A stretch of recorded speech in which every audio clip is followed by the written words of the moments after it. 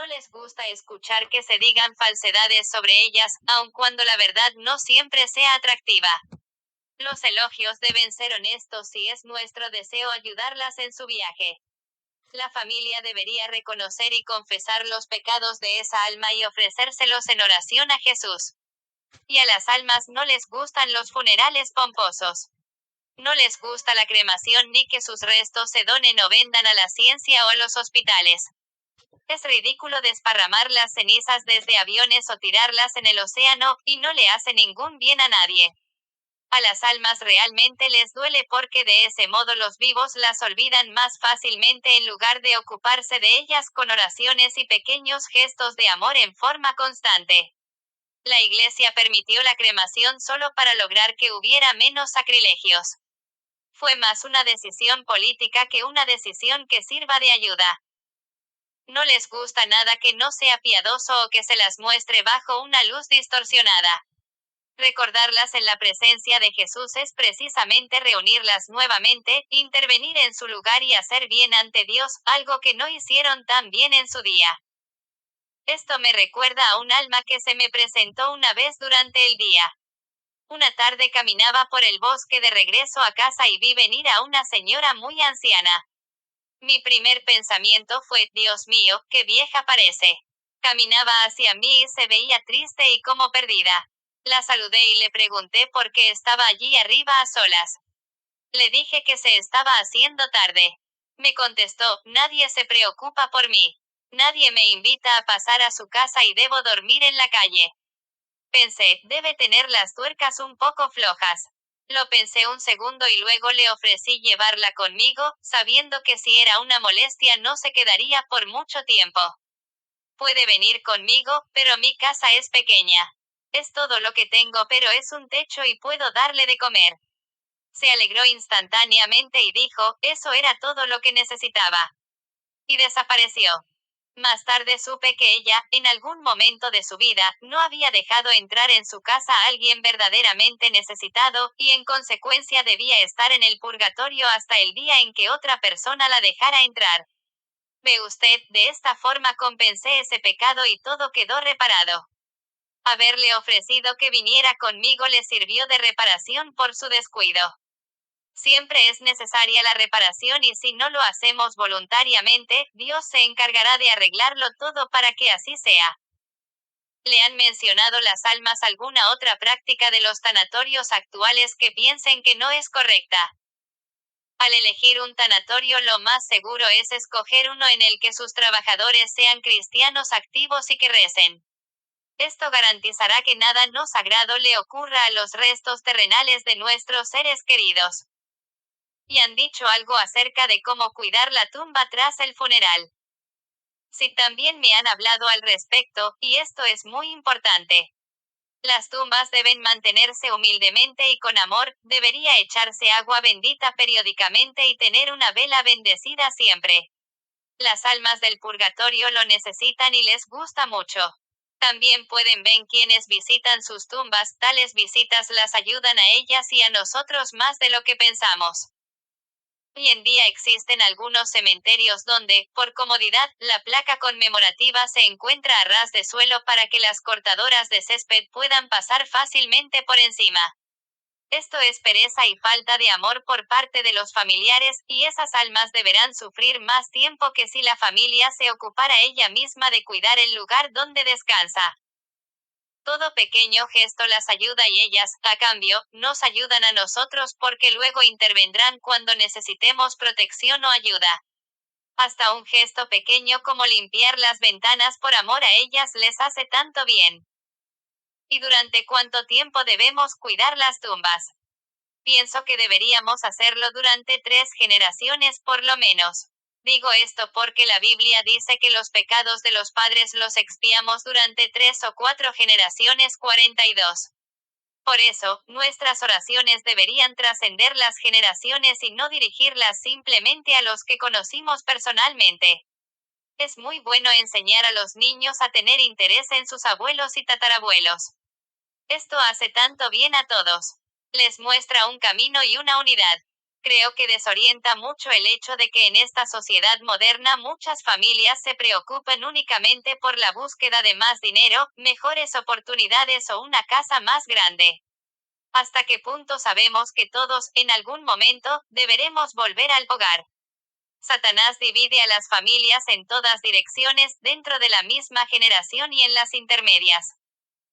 El matrimonio, la familia y los hijos. En un matrimonio donde la mujer sufre mucho a manos de su marido, o viceversa, está bien que uno deje al otro. Pueden hacerlo, pero ciertamente es mejor que no lo hagan. Deben ofrecérselo todo a Dios. Pero la línea que no se puede cruzar es la del maltrato físico, porque es Dios quien elige a los mártires, no nosotros. Desde una dimensión espiritual, ¿qué beneficios pueden obtener los que se casan por la iglesia o una pareja que ni siquiera se casa? Tanto la bendición de Dios que se recibe al casarse como los votos matrimoniales, la misa de nupcias y el apoyo de todos los familiares. Todo ello son gracias protectoras tan poderosas que la falta de alguna debilitará notablemente la fortaleza y la unidad de las parejas. Con la bendición de Dios y de la Iglesia, la relación se desarrolla de un modo mucho más sólido y, en consecuencia, más feliz que si no la hubiera. También tienen lugar cosas similares a lo que veo cuando me visitan las benditas ánimas del purgatorio, y que podríamos llamar bilocación. O que un ángel tome la apariencia de uno de los esposos para darle un mensaje al otro. Él o ella verán o escucharán al otro y así recibirán palabras de protección o ayuda. Esto sucede con frecuencia y debe verse como un don maravilloso de Dios a una pareja santa. Ciertamente, no sucede cuando se vive juntos en pecado. En esos casos la protección espiritual que tienen es mucho menor. Yo les aconsejaría a esas personas que se alejen del pecado cuanto antes y regresen a la protección de Dios. También es común que un cónyuge fallecido se acerque para acompañar al que aún vive en el momento de la muerte. ¡Qué gran felicidad será para ambos! El amor verdadero, generoso y bendito nunca, nunca muere. Sin embargo, esto sucede únicamente cuando Dios ha bendecido ese matrimonio y siempre está cerca de ellos en la oración y en sus actos de amor generoso. ¿Qué han dicho las almas del purgatorio sobre el divorcio? Han dicho que es uno de los mayores pecados contra Dios. Es algo que hace daño a todos y, por supuesto, sobre todo a los inocentes. Es nada más y nada menos que un asesinato espiritual, emocional y mental cometido contra el mayor don que Dios nos ha dado, la capacidad de participar en la creación de la vida y de sus frutos, nuestros hijos. Ningún hijo de una familia divorciada crecerá tan plenamente como Dios lo había planeado. En este siglo, millones de veces más que antes, Satanás irrumpe dentro de las familias y dentro de los vientres de las mujeres, corrompiendo y destruyendo en pedazos los lazos sagrados que mantienen a las familias dentro del plan de Dios, corrompiendo y destruyendo en pedazos a los niños que Dios les ha dado. Para reparar por estos dos pecados es lo que las almas del purgatorio anuncian que llegará pronto y que causará una gran conmoción. Y en países como los Estados Unidos, donde más del 50% de los matrimonios se rompen, Dios pronto hará algo para que esto cambie rápidamente. Se pondrá del lado de los humildes, de los inocentes, de quienes rezan y aman y castigará al resto por sus interminables ofensas contra el amor. Las empresas, las organizaciones, los abogados, las iglesias, los médicos y psicólogos que mienten, confunden, conspiran, se enriquecen y, de este modo, distorsionan la verdad con el fin de continuar con la más terrible de las guerras, pronto experimentarán la cólera de Dios como nunca antes se ha conocido. Dios, ten piedad de aquellos que saben lo que están haciendo. Y nosotros tenemos el deber de informar a los que no lo saben qué es lo que están haciendo. ¿Le han dicho algo las benditas ánimas del purgatorio sobre los procesos de nulidad de los matrimonios? Sí, me han dicho que la Iglesia está otorgando demasiadas anulaciones. Son temas que deben examinarse en profundidad. Me temo que sea verdad, hasta cierto punto, que aquellos con buenas conexiones y con dinero tienen un mayor acceso a las anulaciones, y difícilmente esto puede ser voluntad de Dios. Por supuesto que hay casos en los que se da coacción, o hay limitaciones emocionales u otras situaciones que invalidan realmente el matrimonio desde su inicio, pero son cuestiones serias que deben tratarse con mucho amor pero también rigurosamente. María, ¿qué más podrían comunicar las benditas ánimas del purgatorio a sus familias? Pueden pedirle a un miembro de su familia que haga algo bueno que ella, durante su vida, no hizo o hizo mal. Y si siguen sus indicaciones, sus familiares le ayudarán a continuar su camino al cielo. Pueden advertirles para que eviten esto o aquello. Protegen a sus familias, las guían y les transmiten amor y seguridad de muchas maneras distintas. Y algo que las benditas ánimas del purgatorio no mencionarán nunca a sus familias. No dirán ni harán nada negativo, ni nada que suponga una crítica o un juicio de valor. Siempre se tratará de algo positivo, de ayuda, de protección y por tanto, reparador. Hay familias a las que las visiten sus parientes difuntos condenados en el infierno, pero sin que la familia sea atacada o acosada por ellos. Sí, las hay. Pero estas almas no piden nada por ellas porque se encuentran fuera de toda ayuda y de toda gracia. En esos casos solamente les recuerdan a sus familiares su propia condición y la existencia del infierno. ¿Le han dicho algo las benditas ánimas del purgatorio sobre el movimiento feminista? No, no en esos términos, excepto que ninguna mujer debería estar alrededor del altar. En la sociedad actual es bueno que compitan con los hombres en condiciones de igualdad. Que tengan sus propias carreras pero siempre y cuando la familia no quede ignorada y relegada. También en este tema, tanto las mujeres como los hombres cometen muchos pecados graves en la actualidad. Cuando se descuida a los hijos o al marido o la mujer, se deberá sufrir mucho por ello luego. Definitivamente este es uno de los pecados más serios y que divide mucho. ¿Le han dicho algo las benditas ánimas del purgatorio sobre lo que se suele hacer con los abuelos en las sociedades occidentales? Me refiero a no tenerlos en casa y llevaros a residencias de ancianos, donde con frecuencia se les trata como un número más o peor aún, donde en algunos lugares les drogan para que queden inconscientes y mueran pronto. No específicamente, pero hace falta que nos aclaren algo sobre pecados tan grandes como los que cuenta. Son unos pecados enormes. ¿Con qué frecuencia son los abuelos quienes enseñan a rezar a los niños y en cuántas familias son los abuelos quienes unen a las diversas generaciones, debido a que están allí para compartir la sabiduría adquirida a lo largo de tantos años de experiencia? Echarlos de casa solo puede ser una obra de Satanás. María, ¿cree que es un pecado que una madre no amamante a su hijo, o que no lo abrace? Si se encuentra físicamente en condiciones de amamantar y prefiere no hacerlo por algún motivo egoísta, sí lo es. Y cuando no se abraza a los hijos, estos quedan paralizados emocionalmente al crecer, por lo tanto, por supuesto que también es un pecado. ¿Qué es mejor, ser pobre con muchos hijos o rico con solamente uno o dos hijos? No debemos interferir en los planes de Dios con respecto a los hijos, y Él siempre enviará muchos a quienes entren dentro de sus planes. Conozco a mucha más gente plenamente feliz entre los pobres que entre los ricos, y conozco muchos casos de los dos tipos. Además, los ricos están más lastrados con los efectos de los pecados de sus ancestros. Viene a mí en busca de ayuda por este motivo más gente adinerada que pobre. Y esto no se debe a que a los pobres no tengan posibilidad de venir, pues también lo hacen. Sin embargo, casi todos los gobiernos de todo el mundo, como se demostró en las reuniones sobre población de El Cairo, hablan de la temible amenaza de la superpoblación. ¿Qué dice usted al respecto? Son tonterías y equivocaciones, fruto del egoísmo y montadas en su totalidad por los mismos bancos. De los 6.000 millones de habitantes de la Tierra en la actualidad, aproximadamente alrededor de un tercio se está muriendo de hambre, pero eso se debe únicamente a la avaricia de unos pocos. Existen estadísticas que prueban que el mundo podría alimentar a 50.000 millones de personas o más si se distribuyeran con justicia la energía y la comida. La avaricia de Occidente es algo que disgusta mucho a Dios, y estoy segura de que Él hará algo al respecto. ¿De quién son los niños que consumen 90 veces más que los niños de la India? ¿Y quiénes son los que se preocupan tanto por la superpoblación? La respuesta a estas dos preguntas es la misma: Occidente y sus bancos. La avaricia y un temor infundado a la pobreza hacen que mucha gente crea falsedades tan grandes y que las difunda y actúe en esa línea.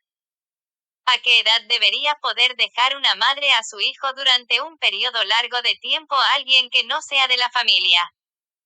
Esto depende, por supuesto, de las circunstancias exactas de cada familia, pero como norma general, es un pecado hacerlo antes de los 4 años. Las heridas que se reciben antes de esa edad son las más difíciles de curar porque se encuentran en lo más profundo del subconsciente. ¿Le han dicho algo las almas sobre el castigo físico a los hijos? Sí, lo han hecho, y por este asunto me atacó la revista alemana Der Spiegel hace un par de años. Ellos decían que yo estaba a favor de pegar a los hijos. Mentira. Las benditas ánimas del purgatorio han dicho que un cachete puede ser necesario con los hijos muy testarudos y desobedientes. Una pequeña bofetada no es perjudicial y el niño lo olvidará rápidamente, pero lo que sí recordará durante largo tiempo, porque queda archivado en su subconsciente, es la consecuencia que conlleva ser testarudo. Por supuesto, esto debe hacerse con moderación, pero si uno no lo hace y espera a que el hijo sea mayor, ya será muy tarde, y los padres sufrirán por culpa de sus hijos. Sin embargo, cuando un hijo mayor tiene en su subconsciente la memoria del cachete que le dieron cuando tenía solo 2, 3 o 4 años, una sola mirada del padre bastará para que actúe correctamente. Muchos padres en la actualidad ya han aprendido los frutos que ha dado su excesiva tolerancia. La violencia física en el hogar es un gran pecado contra el amor que debería reinar en la familia, pero una disciplina física aplicada con cuidado es una necesidad permitida por Dios en las edades y los momentos adecuados. El mismo pecado cometido contra un niño pesa mucho más que si fuera contra un adulto. Sí, ciertamente es así. Los pecados contra los niños, si no se reparan rápidamente y de manera adecuada, serán repetidos por el niño como algo aceptable y normal. Esto se debe a que el modelo que suponen los padres es algo muy poderoso y profundamente arraigado en los hijos. Un divorcio o un acto de violencia en el hogar, o que sean testigos de algo deshonesto, o de una infidelidad, o de insultos y calumnias, da igual de lo que se trate, podrá fácilmente causar reacciones idénticas entre sus descendientes. Ser padre es mucho más importante de lo que la sociedad moderna cree. Se delegan fácilmente estas responsabilidades a quienes se llaman profesionales, pero que no poseen los vínculos otorgados por Dios como los poseen sus padres, y estos profesionales cometen errores como lo hacen todos los seres humanos. Los niños con discapacidades mentales pasan algún tiempo en el purgatorio. Sí, así es, pero por supuesto que su purgatorio es más leve que el de los niños sanos. Todo depende de lo que ese niño pudo entender. ¿Cuáles son los pecados más graves que pueden cometer los niños, por ejemplo, entre los 6 y los 12 años? La desobediencia y la falta de educación hacia sus padres son los dos más graves. Muchos padres dicen que las familias cristianas son demasiado autoritarias con sus hijos. ¿Qué responde usted a este comentario? Los padres no deben ser nunca autoritarios porque así lo que hacen es perder la autoridad, el afecto y el apoyo de sus hijos. Existen muchos padres autoritarios con sus hijos y no son cristianos, por tanto ese comentario no es realmente válido. Los padres que sean cristianos no deben ser autoritarios sino tener sobre todo autoridad. Y las normas que se consideren necesarias en el hogar deberían ponerse desde muy temprano, cuando los hijos son pequeños. Más tarde, los padres deberían enseñar las verdades sobre Dios a sus hijos con mucho amor, y ellos deberían conocerlas antes. Ser siempre negativo, diciendo, no hagas esto, no hagas aquello, no es manera de ser cristiano. Los padres deben destacar constantemente lo positivo, lo que hay que hacer, y respaldarlo de inmediato con pruebas que ellos puedan comprender. Hay que decirles que de esas acciones saldrá el bien. Los padres deberían imitar la misericordia que Dios tiene con ellos y mostrar siempre esa misma misericordia y bondad a sus hijos. Todos sabemos las obligaciones que tenemos dentro de la familia, sin la cual la sociedad no tiene ninguna posibilidad, pero porque tenemos también la obligación de ayudar a los de fuera de la propia familia. El término familia es relativo. Todos estamos relacionados de alguna manera, no importa lo que los científicos puedan decir en contra. Todos somos una familia y solo una familia. Sobre esto, un alma del purgatorio me dijo que quien no hace todo lo que puede para el bien de los demás no tiene derecho a la vida. En nuestra búsqueda de la justicia de Dios, creo que las cosas son más claras cuando miramos dentro de la unidad familiar, como normalmente la definimos. Así, tenemos la responsabilidad y la capacidad de ayudar tanto a nuestros tatarabuelos como a nuestros tataranietos. En el caso de los tatarabuelos debemos rezar y continuar haciendo buenas obras, y en el caso de los tataranietos podemos y debemos disponernos a vivir una vida llena de paz, fructífera, saludable y llena de felicidad. ¿Qué respuesta le daría a esos padres cristianos que con buena intención dicen que a los hijos se les debería permitir elegir la religión que quieran cuando sean mayores? Les diría que al pensar así están permitiendo que Satanás y esta sociedad secularizada aleje a sus hijos de la verdad absoluta sobre nuestro Dios amado. ¿Qué buen padre podría permitir que sus hijos elijan entre una comida sana nutritiva y una que les debilita lentamente, y que acabaría envenenándolos y matándolos? ¿Qué padre permitiría voluntariamente que sus hijos vivan sin amor y sin cariño? Los padres que dicen no hacen esto nunca, pero nunca han rezado o no se han preocupado de hacer crecer su propia bondad. Con todo esto, se está ignorando a Dios, lo que le hace sufrir mucho. Usted ha dicho que hay niños en el purgatorio. También se le han aparecido. Sí, también se me han aparecido niños. Los hay de todas las edades, a partir de los 4 años. Como sabe, los niños tienen una conciencia más fina que la mayoría de los adultos. Tan pronto como conocen la diferencia entre el bien y el mal, asumen su responsabilidad. Generalmente se enseña que la línea se encuentra en la edad de la razón. Están equivocados, en realidad es la edad de la conciencia. Es muy importante, por ejemplo, que si un niño está muy enfermo y en probable peligro de muerte y solicita a un sacerdote para confesarse, respetar su solicitud y llevarla a cabo.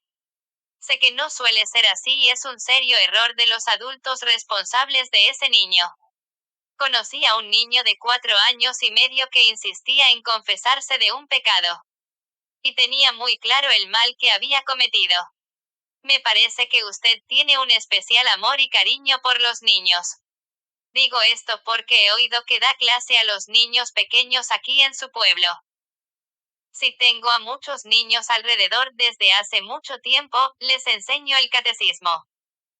¿Qué más han dicho las benditas ánimas del purgatorio sobre lo que debe haber y no debe haber en las escuelas? Han dicho que no debería impartirse educación sexual en las escuelas. Son los padres los que deberían tratar estos temas con sus hijos una vez que comienzan a hacer preguntas. Es algo que debería quedar bajo el criterio y el cuidado de los padres porque los hijos aprenden el verdadero amor, el que permanece solo de sus padres.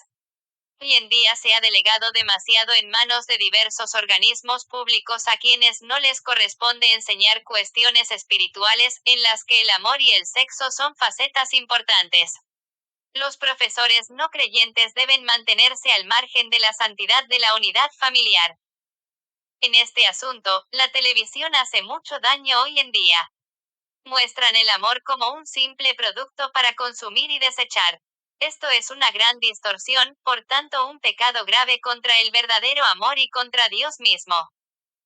Se le han aparecido almas que practicaron desviaciones sexuales.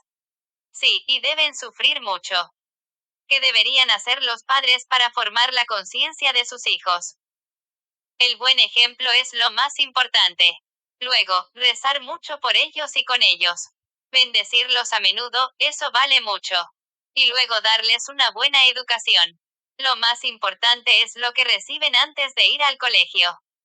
Jesús nos dijo que dejemos que se acerquen los niños a Él y que no se lo impidamos. Usted dice que la han visitado algunos niños del purgatorio. ¿Podría contarme acerca de uno o dos de estos casos? Una niña de 11 años se presentó una vez y me dijo que había apagado una vela en un cementerio y que se había llevado un poco de cera para jugar. Y ya sabía que no debía hacer eso, y por lo tanto estuvo en el purgatorio durante un tiempo. Me pidió que encendiera 2 velas benditas y que soportara lo que fuera necesario para su liberación. Otra vez, una niña mucho más pequeña vino a mí porque en Navidad le habían regalado, a ella y su hermana melliza, una muñeca con carrito a cada una, y su madre les había dicho que las cuidaran mucho. A esta niña en concreto se le había roto la suya, y para que no la pillaran cambió en secreto su muñeca con la de su hermana que estaba bien. Esto es lo que tenía que reparar en el purgatorio, pero, por supuesto, yo recé y la ayudé en su camino. Otro caso, pero aquí hay más mensaje que simplemente que los niños van también al purgatorio. Había 2 familias que vivían una justo al lado de la otra. Una tenía dinero, la otra era relativamente pobre. Un día, la niña pequeña de la familia adinerada le dijo a su madre que quería regalar toda su ropa y todos sus preciosos juguetes a la vecina pobre. Su madre obviamente se sorprendió y le preguntó por qué quería hacer tal cosa. La respuesta de su hija fue que de esa forma podría ir siempre allí a jugar con la otra pequeña. Su madre respondió que la otra niña también podía venir a su casa a jugar. No, no, insistió, debo hacerlo, lo haré. Los padres hicieron todo lo posible para que cambiara de opinión, pero no tuvieron ningún éxito. Finalmente le dijeron, está bien, ve y hazlo, pero no esperes que volvamos a comprarte otra vez toda la ropa y los juguetes. Bueno, no hay problema, dijo la niña, y entregó a su vecina sus juguetes y su ropa. 2 días después, la niña salió corriendo por la puerta de casa sin mirar y murió atropellada por un automóvil. Sus padres, que estaban sufriendo terriblemente, vinieron a mí para preguntar por qué había sucedido eso. Accedí a preguntarle a las benditas ánimas del purgatorio al respecto y pronto me llegó la respuesta, fue la siguiente: el sufrimiento por la muerte de su hija les ha garantizado que uno de sus hijos no acabaría definitivamente perdido.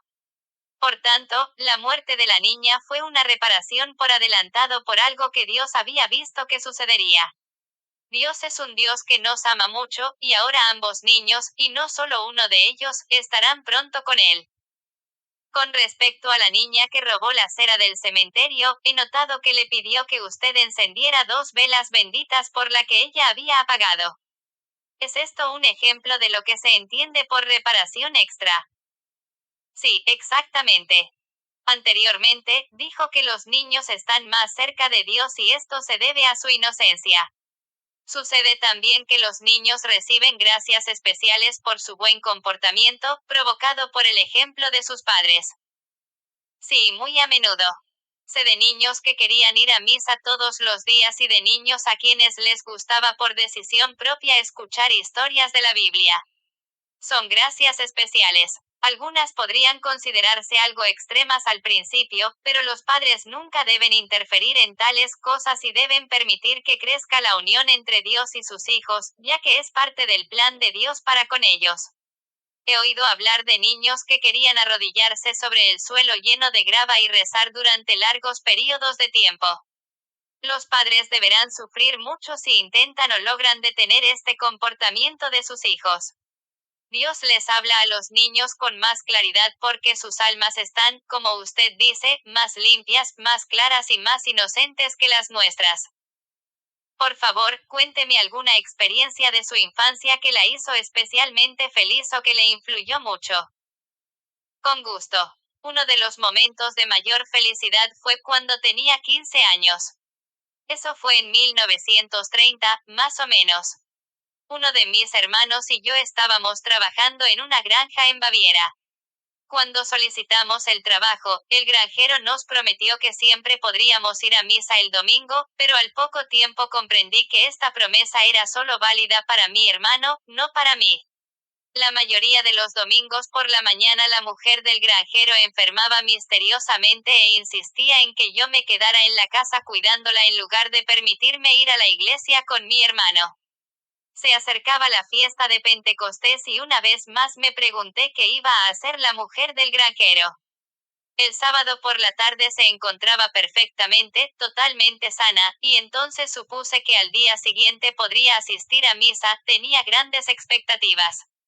Pero a las 9 en punto del domingo volvió a enfermar de un misterioso dolor de cabeza o algo así. Y me dijo claramente que debía quedarme una vez más con ella porque no podía dejarla sola estando enferma.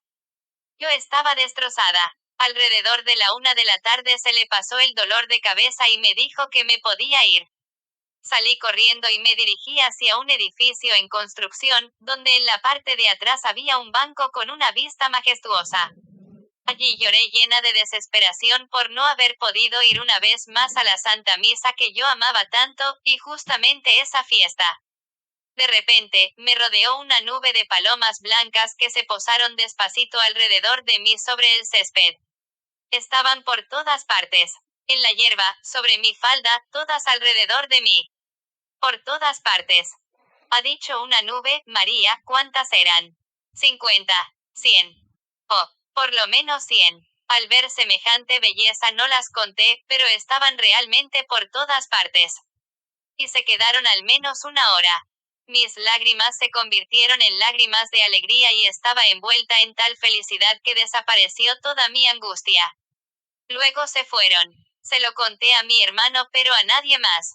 A lo largo de las siguientes semanas mi hermano indagó entre los granjeros vecinos si había palomas o pichones blancos en esa zona y la respuesta fue siempre la misma, no había ni palomas ni pichones. No creo que ninguna otra experiencia de mi infancia me haya tocado tan profundamente como esta. Fue pura belleza. Vaya, veo que efectivamente le dejó una marca profunda, pero permítame continuar. Es cierto que muchas de las apariciones oficiales han sido a niños.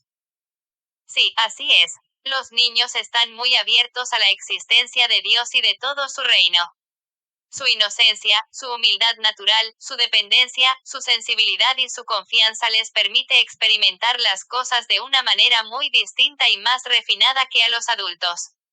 Debemos proteger esa pureza y permitirles ser niños durante todo el tiempo que sea posible. Cuando el mundo actual los introduce demasiado temprano en esta sociedad grosera, arrogante y religiosa, pierden gran parte de su belleza y no la recuperan nunca más. Conozco a muchos niños que, de hecho, han visto ángeles y yo no dudo de ellos ni un minuto. Dios regala tanto a los más pequeños entre nosotros. Ese es justamente el motivo por el cual nuestra madre, en Medjugorje, comienza todos sus mensajes con un queridos niños.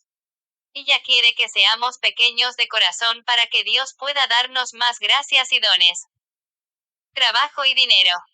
En la guerra entre ricos y pobres de la que nos ha hablado, el tema del trabajo, o con más frecuencia la falta de trabajo, es un concepto muy discutido. Permítame hacerle unas pocas preguntas simples sobre el trabajo y el dinero. ¿O prefiere primero decir algo acerca de estos temas? La guerra más grande en la actualidad, después de la guerra contra los niños inocentes y la estructura familiar, es entre los ricos y los pobres. Los masones están detrás de este movimiento con el objetivo de crear una moneda mundial y un gobierno mundial, el denominado Nuevo Orden Mundial y la Nueva Era. Este gobierno mundial dedicará todas sus energías a destruir la Iglesia. Hasta la horrorosa guerra de los Balcanes, en este preciso momento, está siendo financiada por los masones, y no debería sorprendernos a estas alturas porque escogió nuestra madre aparecerse allí aproximadamente 10 años antes de que nadie supiera que estallaría esta guerra, como finalmente sucedió. El Banco Mundial, las Naciones Unidas, la Unión Europea y la Cruz Roja Internacional también están detrás de todo esto, y a pesar de todas las apariencias no están trabajando por el bien del mundo. Además, detrás de todo ello se encuentra la red de bancos dirigidos por los masones y otras sociedades secretas sobre las cuales la gran mayoría de la población no sabe prácticamente nada. La codicia y el miedo de las personas a la pobreza permiten que se entreguen al diablo los fondos con los cuales intentará, pero al final fracasará, aplastar a la Iglesia, y de esta forma a Dios. Será en ese preciso momento cuando Nuestra Señora y sus seguidores obtendrán la victoria, aun si las cosas no lo parecen hasta el último momento. Ha mencionado en varias ocasiones la codicia de Occidente en la actualidad, y ha dicho que Dios establecerá una severa reparación a Occidente por este motivo. Quiere decir que los lugares donde se concentra la codicia, donde proliferan esos bancos de los que habla, sufrirán más que las áreas en las que se vive humildemente. Sí, creo que así será. Entonces usted recomienda a las personas que se vayan de esos lugares y busquen entornos más humildes. Lo que yo recomiendo es que se vuelva a Dios y a la oración. Dios desea que seamos humildes para que Él pueda ayudarnos. Así, al hacer oración nos inspirará qué hacer. El modo de vida de los ricos les lleva a beneficiarse siempre de su riqueza. Con frecuencia se le llama vivir de las rentas, gastando solo de los intereses de su dinero. Así muchos viven hoy de la especulación, de los cambios de interés de las divisas, etc. ¿Son estas actividades o estilos de vida parte de la voluntad de Dios? Por supuesto que no. Dios desea que los ricos compartan lo que tienen con los pobres y que hagan buenas obras para ellos, y no que se sienten sobre su riqueza. Las personas que se dedican a esas actividades deberán hacer mucho para adaptarse durante los próximos años y debemos rezar para que el Espíritu Santo los ilumine lo más pronto posible. Y las personas que ya se han dado cuenta de que este sistema no proviene de Dios, ¿qué les recomendaría que hicieran con los fondos que han acumulado si ahora desearan utilizarlos de acuerdo a la voluntad de Dios? Que hagan cosas buenas con ellos ahora porque luego no los tendrán y no harán ningún bien a nadie. ¿Es cierta la idea de un anticristo? Sí, lamentablemente lo es. Algunos videntes, que no son los de Medjugorje, dicen que el anticristo vive ya en la actualidad. Vendrá como un gran mago financiero, tendrá un carisma muy poderoso y también será considerado un gran sanador y un taumaturgo, hacedor de milagros. Un gran número de personas quedarán encantadas con él cuando, de hecho, su poder será la mayor manifestación de Satanás que se ha visto nunca. Debemos rezar sin cesar para no ser engañados por el diablo y su ilimitado talento para disfrazarse de lo que quiera para complacer su arrogancia. Cuando alguien presta dinero, puede luego exigir el pago de los intereses. De acuerdo a Dios, no. Deberíamos prestarlo por amor al prójimo y no para enriquecernos. Solo debemos ganar dinero con nuestro trabajo. Usted dice que vendrá un tiempo de paz, pero solo después de que ocurra algo muy grande para la conversión de la humanidad. Esta época de paz incluirá también una completa redistribución de las riquezas. Sí, así es. Usted también dice que junto a este gran acontecimiento se dará un colapso financiero mundial antes de poder disfrutar la época de paz. ¿Cómo podríamos prepararnos del modo más fácil para estos dos cambios, que serán, si lo he entendido correctamente, enormes?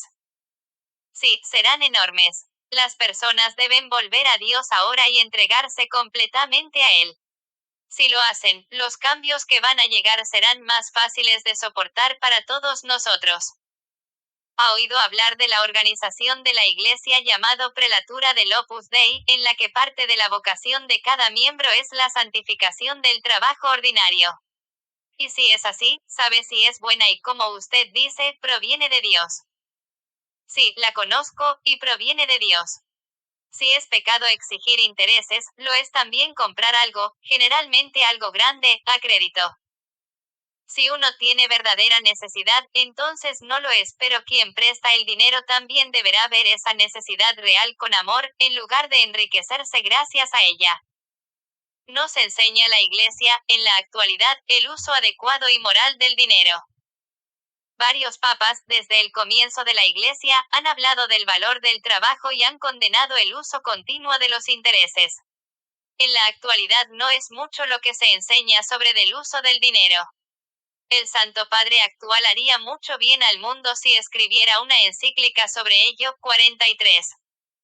Y una última pregunta, ¿le ayudan de algún modo las almas en su trabajo diario? Sí, lo hacen, pero solo en lo que las atañe de algún modo. Por ejemplo, cuando necesito la hoja concreta para escribir la respuesta que ellas me dan, todo lo que debo hacer es sacar una hoja de la pila y siempre es la indicada. Me ayudan a ayudarlas, pero eso es todo. Apariciones marianas. La Madre de Jesús, la Virgen María, se aparece realmente. Ha hablado de Medjugorje en varias ocasiones. Por favor, cuénteme un poco más al respecto. Oh, sí. María se aparece a determinadas personas y en Medjugorje, en Herzegovina, se aparece diariamente a un grupo de jóvenes en la actualidad. He estado ya 3 veces allí, pero no fui para saber si eran ciertas o no. Al poco tiempo que comenzaran las apariciones, en junio de 1981, le pregunté a una bendita ánima del purgatorio si eran ciertas, y la respuesta fue sí. Y también son reales los casos de San Damiano, Quibeo, el padre Gobi y otros más pequeños alrededor del mundo. Con Medjugorje existe solo un gran peligro, que el mundo lo ignore. Pero hay muchos otros casos de mensajes de arriba, sobre los que las benditas ánimas del purgatorio me han dicho, cuidado, o simplemente, no. No, es fácil entender. Puede decirme algún caso o dos que no sean reales. Y como interpreta, cuidado. No diré nombres, pero sé de casos aquí en Europa que son totalmente satánicos. Justo aquí en Suiza hay 2 casos, uno en la Suiza alemana con un grupo de seguidores relativamente pequeño, y otro en la Suiza francesa, con numerosísimos seguidores por todo el mundo. Y un caso muy confuso en Australia, un farsante en Inglaterra, uno en Sudamérica y muchos verdaderamente malignos en Estados Unidos, aunque también existen casos reales en esos lugares. Debemos rezar mucho por estas falsas apariciones. Cuidado, puede deberse a varias razones, pero quiere decir que existe o ha existido alguna interferencia cercana a la persona involucrada. Por eso uno debe tener muchísimo cuidado. Podría tratarse de alguien que no se cuida espiritualmente o que decide no tener un buen director espiritual que sepa discernir. Si se dieran errores teológicos, si se produjera cualquier pérdida de libertad mental, emocional o física o un esfuerzo para atraer demasiada atención sobre el instrumento mismo, uno debe tener mucho cuidado e irse inmediatamente. También, si se pide o si se acepta dinero debería ser una advertencia clara de que hay algo raro. Otra posible señal es si el vidente deja de cuidar de su propia familia de alguna manera. Hay muchas señales a las que podemos estar atentos. Y por favor, no hay que olvidar que Satanás conoce la verdad y la usará para atraer a los incautos. Cuando discernimos sobre algún caso o nos dicen, cuidado, entonces es mejor ignorarlo todo antes que arriesgarse a ser engañados. Satanás puede falsificar lo que quiera, hasta los estigmas o las curaciones de cualquier tipo. Debemos rezar por tantos engaños como hay en el mundo actualmente y también por quienes rechazan a alguien que les guíe espiritualmente o que rechazan ser probadas o la obediencia total a la Iglesia en estos asuntos. Si un seguidor de uno de estos casos falsos se le acercara, le advertiría de ese hecho. Las almas me dijeron que si una persona me preguntara, entonces debería decirle que las almas me han dicho, no. A tal o cual fenómeno. Y es exactamente lo que sucedió hace unos meses con uno de los casos suizos que está muy extendido. Para ser sincero, no es difícil para mí imaginar a quién se refiere. Pero dígame, ¿por qué puede una persona hacer tal cosa? ¿O es algo inconsciente?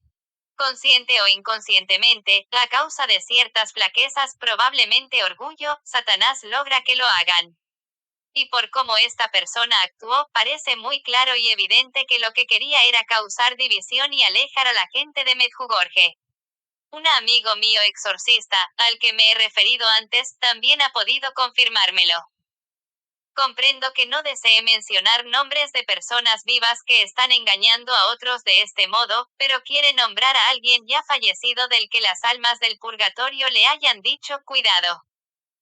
Las benditas ánimas del purgatorio me dijeron, cuidado, cuando les pregunté sobre los escritos de María Valtorta. Pero lo que puede haber ocurrido es que sus escritos hayan sido manipulados tras su muerte. El diablo siempre anda cerca para enredarlo todo y este cuidado no debería preocuparnos sobre la propia Valtorta. ¿Ha dicho algo la Virgen María sobre las almas del purgatorio a través de los videntes de Medjugorje? Sí, ha hablado varias veces del purgatorio. Muy pronto dio a los niños dos testimonios extensos y otros más cortos al respecto, en forma privada, y luego en 1986 y en 1987 hubo un mensaje más largo para todo el mundo y otro más en el que mencionaba brevemente la necesidad de las misas para las almas 44. Y esos mensajes confirman lo que usted dice. Sí, así es. Dijo antes que las almas tienden a congregarse en lugares de mucha oración o en lugares sagrados. ¿Sabe si se ha aparecido algún alma del purgatorio en Medjugorje? Sí, se han aparecido. Nuestra Señora confirmó algunas de esas apariciones a los videntes, pero los mensajes que provenían de ellas eran privados para los familiares involucrados. Pero me contaron un caso que tuvo lugar en un restaurante cercano un poco después de que nuestra madre comenzara a aparecerse en Medjugorje. En la ciudad cercana más grande, en la que se encontraban los comunistas y la policía, quienes, por supuesto, se burlaban o, aún peor, intentaban aterrorizar a los habitantes de Medjugorje, aún existe un restaurante que frecuentan únicamente los hombres de la ciudad. Todas las mesas están pegadas a lo largo de las paredes, excepto una, que está en el centro y que siempre es la última en ocuparse. Un día, alrededor de la hora del almuerzo, el restaurante estaba prácticamente lleno y algunos de los hombres hablaban mal sobre las apariciones y sobre los habitantes de Medjugorje, que al fin y al cabo se encuentra a solo 3 o 4 millas de distancia. De repente, algunos de esos hombres levantaron las miradas al escuchar la voz de una mujer que les increpaba por opinar sobre asuntos sagrados. Estaba sentada en la mesa del centro, la mesa que normalmente siempre se encuentra vacía. Tendría aproximadamente 30 años, atractiva y bien vestida. Nadie, ni siquiera el camarero la había visto entrar. No había ni siquiera un vaso sobre la mesa. Al oír su reprimenda, los hombres se callaron inmediatamente. Y cuando volvieron a levantar la mirada, ya no había nadie en la mesa. Nadie la había visto entrar o salir del lugar. Esta historia se extendió muy rápidamente por toda la ciudad. Seguramente era un alma enviada por Nuestra Señora para aclarar un poco las cosas. Reitero, es cierto que las almas se aparecen con mayor frecuencia alrededor de lugares sagrados. Anteriormente habló de la advertencia de Garabandal. ¿Podría contarme algo de ello? ¿Ha estado usted allí? Sí, he ido de peregrinaje varias veces. Garabandal es un pueblo de montaña en España donde nuestra madre se apareció a unos niños en los años 60. De allí proviene la siguiente advertencia, que esencialmente es esta: llegará un momento en que cada persona de la tierra verá la condición de su propia alma y muchos morirán de espanto al verla. Es lo mismo que le sucede a cada uno durante el proceso de muerte, pero entonces les pasará a todos al mismo tiempo. Vendrá a juzgar a los vivos y a los muertos 45. Debemos tener miedo de dichas advertencias. Únicamente si estamos muy lejos de Dios y llenos de pecado tendremos razones para tener miedo, pero si intentamos estar constantemente con Él no tenemos nada que temer. Dicho de manera sencilla, quienes rezan se salvarán. Y además, la misericordia de Dios está siempre antes que su justicia. Una buena comparación sería la de una señal de tráfico al borde del camino. El hecho de que la veamos y la entendamos no significa que ya nos encontremos en medio de la curva pronunciada de la que nos está advirtiendo. Si tenemos la confianza de un niño en nuestro Dios amado, siempre estamos y estaremos en las manos más seguras. ¿De qué otras maneras podría estar advirtiéndonos Dios en estos años? Los desastres son advertencias, tanto los provocados por la naturaleza como los que son a causa de los hombres, por ejemplo, terremotos, hambrunas y plagas diversas, de las cuales el SIDA no es la última. No hay nadie que pueda negar que esto esté pasando. Está pasando con una sorprendente regularidad. Pero para lo que muy pocos de nosotros estamos preparados es para un colapso económico total, algo que pondrá a los orgullosos y poderosos literalmente de rodillas. Ayer dijo que habrá un último día. ¿No nos estarán diciendo estas advertencias, entonces, que quizá el último día sea inminente? No, no tiene que ser así necesariamente. Creo que Dios se revelará claramente pero que muy pronto porque nos hemos alejado demasiado de Él. Pero decir que el fin del mundo es inminente sería un error, basándome en lo que las benditas ánimas del purgatorio me han dicho. Recuerde que me han dicho que pronto las cosas irán mejor otra vez, y nada de eso implica que la batalla final o el fin del mundo esté cerca. Pero habrá un gran cambio, uno podría llamarlo purificación. No debemos olvidar nunca que la misericordia de Dios es infinita. En los primeros días de las apariciones de Fátima, las dos niñas, Lucía y Jacinta, le preguntaron a Nuestra Señora si irían al cielo. Ella respondió que sí. Luego hicieron la misma pregunta en nombre del niño, Francisco, que apenas tenía 7 años. La respuesta fue, solo si reza muchos rosarios. María, ¿cómo puede ser esto verdad si tan solo tenía 7 años? Sí, es verdad. Todo es relativo a lo que nos enseñan a cada uno, incluso con solo 7 años. Por esta respuesta debemos suponer que se le enseñó a rezar mucho más que, diríamos, a uno de los niños de hoy en día. Estoy segura de que si lo investigara se daría cuenta de que fue así. Pedírselo a uno de los niños de la sociedad secularizada actual sería muy duro, y nuestra madre no es dura. En Medjugorje, nuestra madre les preguntó a los niños desde el principio cómo y cuánto rezaban y adaptó sus peticiones a las respuestas que le dieron. Esto fue un gesto maternal y gentil. También en Fátima una de las niñas preguntó a la Virgen acerca del paradero de una de sus amigas de 16 años, creo, que había muerto hacía poco tiempo. Nuestra madre le respondió que se encontraba en el purgatorio y que permanecería allí hasta el final de los tiempos. ¿Cómo puede ser que una niña de 16 años haya hecho lo suficiente para ganarse eso? Oh, sí, es posible. Esa chica podría haber sido extremadamente testaruda o desobediente. Podría haber bloqueado muchas gracias y eso sería suficiente para merecer el purgatorio hasta el final de los tiempos. Algunas personas se cuestionan las apariciones de Medjugorje porque éstas continúan desde hace más de 17 años. ¿Cree que es una razón válida para preocuparse? No, en absoluto. Los tiempos actuales son muy distintos a los de Lourdes, la Salet o Fátima. Estos son los tiempos profetizados en la Salet y Fátima, pero a mucho de lo que se dijo allí no se le dio buena publicidad. Actualmente, los niños de Medjugorje necesitan esta guía constante aunque sea solo para protegerlos de manera que no caigan en las innumerables tentaciones de este mundo. También en los mensajes de Nuestra Señora en Medjugorje dice que después de esas apariciones no volverá a haber más en nuestros tiempos, por lo que este argumento no tiene fundamento. Mucho acerca de Medjugorje son primicias, pero ¿cómo podemos atrevemos a desafiar el permiso que Jesús le otorga al deseo de su Santa Madre de estar con nosotros así por un largo tiempo? Solo hay que mirar cómo está el mundo.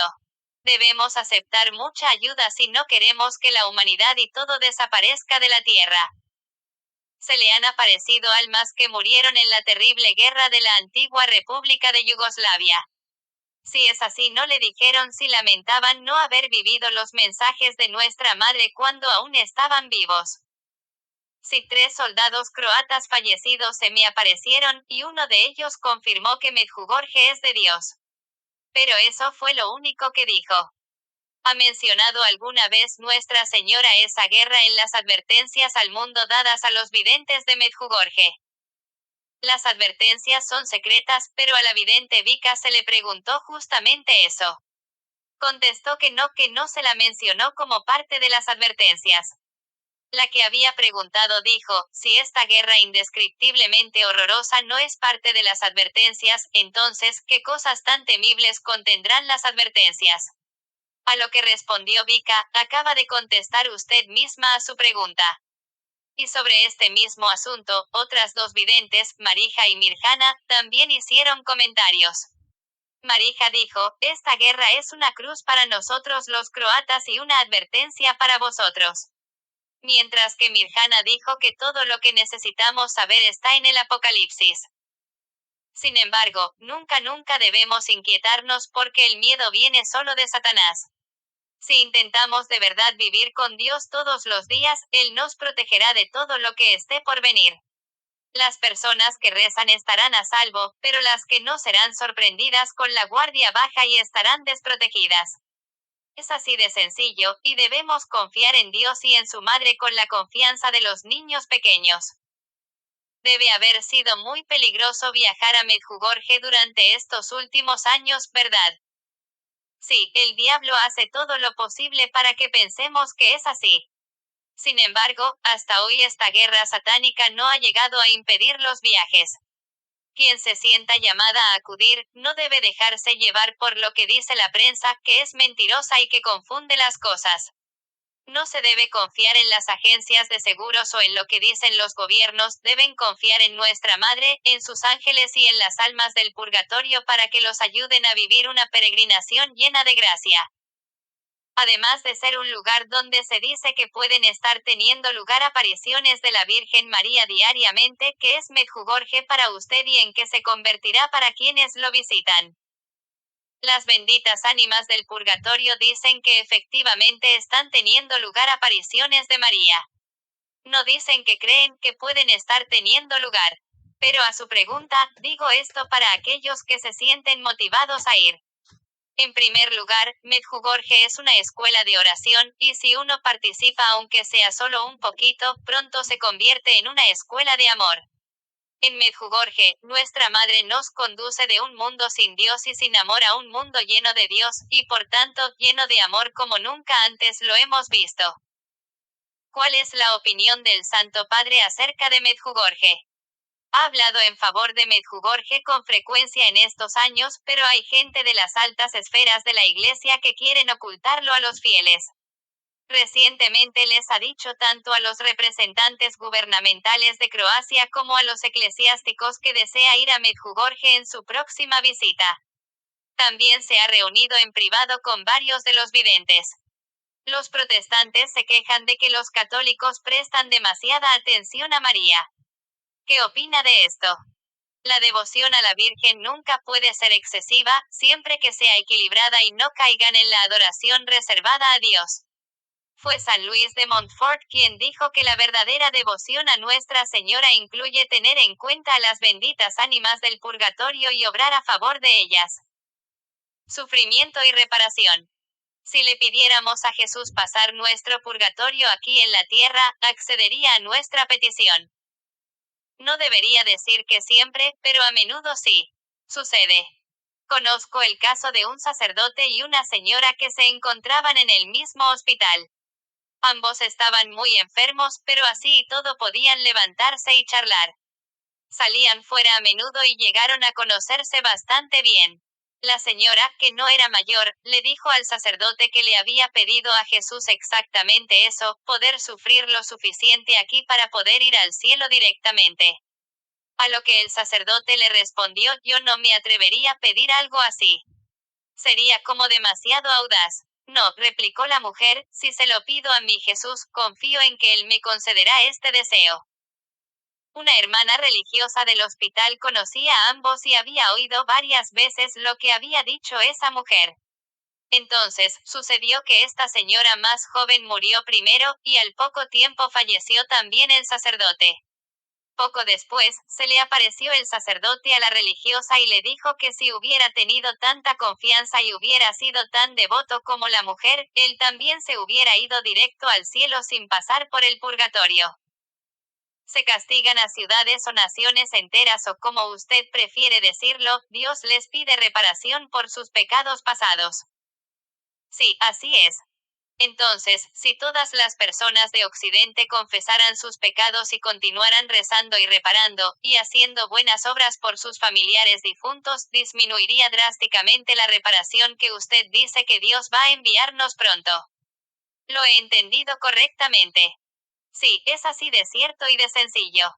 Que recen y se confiesen, y luego que recen también por sus familiares difuntos y que ofrezcan buenas obras por ellos. Entonces Dios disminuirá la reparación que tiene planeada y que vendrá sin que nadie tenga antes ningún conocimiento previo. Cuando se le presenta el alma de algún sacerdote, ¿qué sucede María al no tener familia que haga sufragios por ellas al morir? Me tienen a mí. Cuentan con buenos amigos, y yo soy uno de ellos. aun aquellos que no la han conocido personalmente. Por supuesto, haré por ellos lo que sea necesario. También aceptaría algún sufrimiento. María, desea hablar sobre esto. Jesús nunca nos da más de lo que podamos soportar. Hace ya mucho tiempo, se apareció un sacerdote y me dijo que si aceptaba 3 horas de sufrimiento le evitaría 20 años de purgatorio. Acepté porque mi confesor me había aconsejado asumir todo lo que se me pidiese, y siempre lo hago. Pronto sentí un dolor que abarcaba de tal manera cada milímetro de mi cuerpo que me quedé inmóvil y sin darme cuenta de dónde estaba. Pero tenía una gran alegría en mi corazón, porque sabía claramente lo que esto significaría para el sacerdote. Sin embargo, después de un tiempo, pensé que debían de haber pasado 3 días en lugar de 3 horas. Y de la misma manera repentina como había llegado se fue el dolor y me di cuenta de que, por supuesto, no me había movido de donde estaba en todo ese tiempo. Cuando miré el reloj comprobé que habían sido 3 horas exactas hasta el último minuto. En otras ocasiones se trata de un dolor localizado. Una vez, por ejemplo, comenzó a dolerme el brazo derecho durante un largo tiempo y no importaba lo que hiciera o cómo lo pusiera, seguía doliéndome. Resultó ser por un alma que había administrado mal el testamento de otra persona y por supuesto, eso conllevaba el brazo y la mano con la que escribía y trabajaba. Cuando aceptamos nuestros sufrimientos por amor de Dios todo es posible, y entonces producen los mejores frutos. El sufrimiento, en otras palabras, la cruz sin amor, pesa demasiado, pero el amor sin cruz no existe. Le